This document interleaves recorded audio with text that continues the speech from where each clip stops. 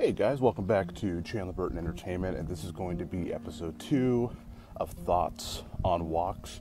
And really quick, it was funny, one of my friends, I sent him a picture the other day of me walking in this same outfit, the gray tank top, the mustache, and the headband. He said that I looked like somebody from like a 80s jazzercise video.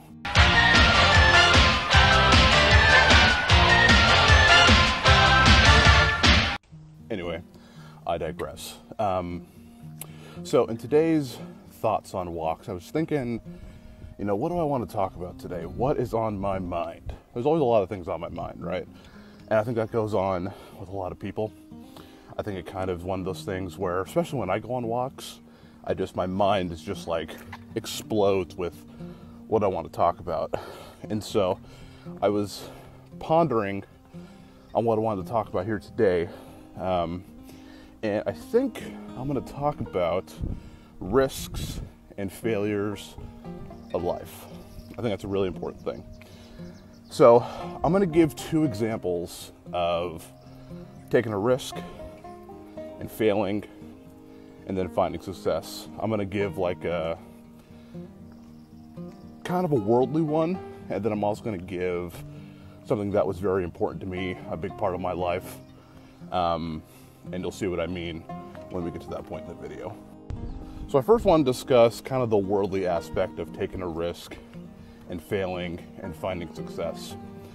I want to go to one of my main inspirations for taking a risk and failing. A lot of people don't know this about me, but I actually really am a pretty good size basketball fan. I don't watch as much as I used to, but I do watch the NBA, and I do like watching people play. And one of my favorite people ever, and I wasn't even really alive or like be able to watch him in his prime, was Michael Jordan. Michael Jordan has been such a big inspiration to me, not just with basketball, just with life in general. So I'm going to play you a quick video, and then we'll kind of discuss what happened in that video.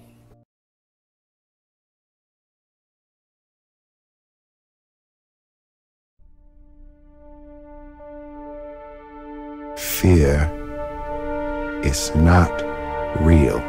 The only place that fear can exist is in our thoughts of the future.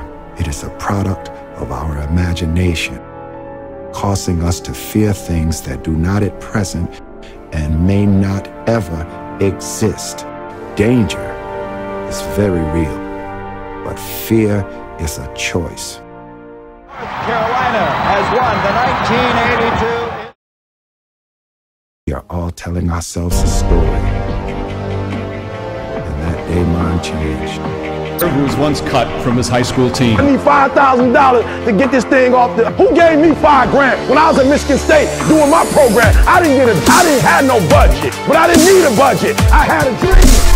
I didn't need no help. The president never came and said to me, E.T., we're going to help your program for this institution blow up. The president never came, and I never quit. I never gave up. Why? Because it wasn't her dream in the first place to take care of group of kids from the deep. It was my dream.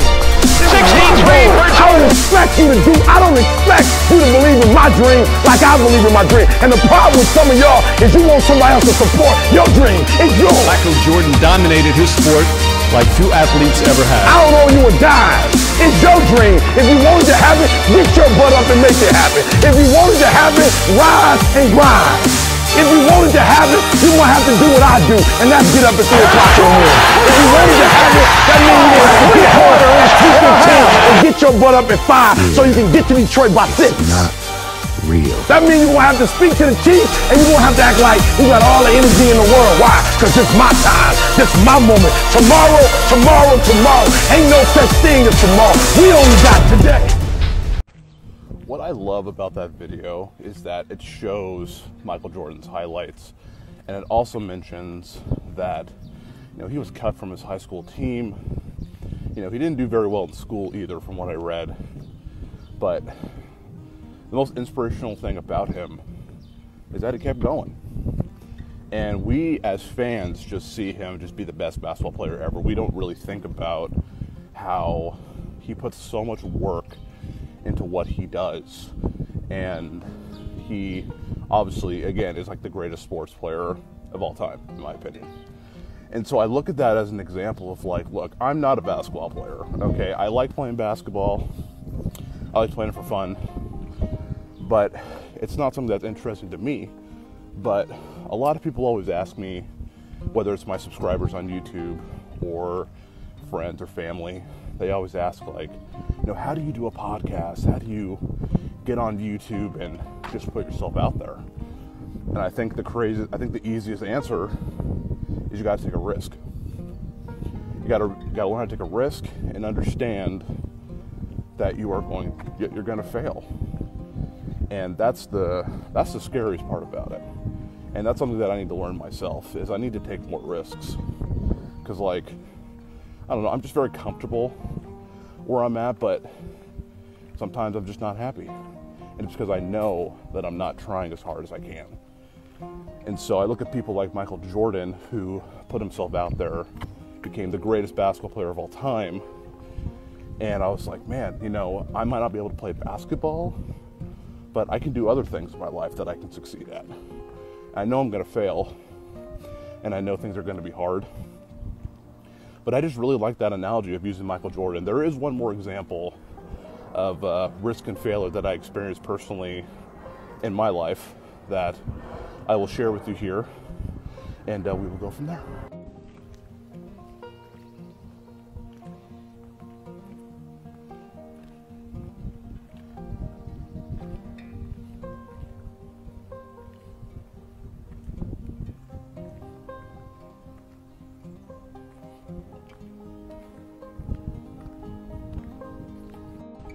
Alright, so the last example that I want to share with you guys is that I did something a couple of years ago that really changed my life. I served a mission for the Church of Jesus Christ of Latter-day Saints. I am Mormon, or LDS, or whatever you want to call me.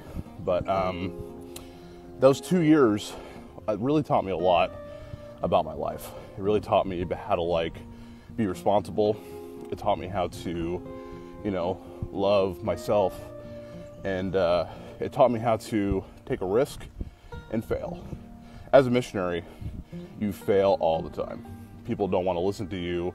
They think that you're brainwashed. They think that you're psycho. And that's just that just happens. People just, they don't want to talk to you. And we're encouraged to talk to everybody, to share the love and joy that we feel on a daily basis. But there was one example of something that I shared with somebody that I learned on my mission that I think will really definitely, relate to taking a risk and failing. It's actually in the Bible, and I don't mean in any way to push religion on people. This is just a story that I think that people can relate to, just in their life. So, in the Bible, Jesus has had apostles, right? One of his apostles, Peter, all the apostles, what happened was they were in this boat, and they wake up, and it's pitch dark in the boat. And there's a storm outside, and they're all like, what the heck are we going to do? How are we going to get out of this? And then you see Jesus on the water, and he's pretty much saying, come to me. And they're like, dude, we can't walk on water. That's impossible.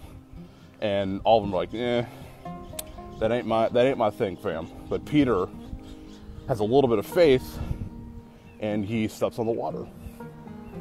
And I think what's really cool is that he only walks for 3 seconds, I think. A couple of seconds. And then he just falls right into the water. I'm like, dude, that would be me. I'd be like, yep, this is insane. But what's cool about that analogy is that Peter took the risk while everyone else didn't. Everyone else is like, it ain't gonna happen. But Peter's like, at least I'll just try it, see what happens.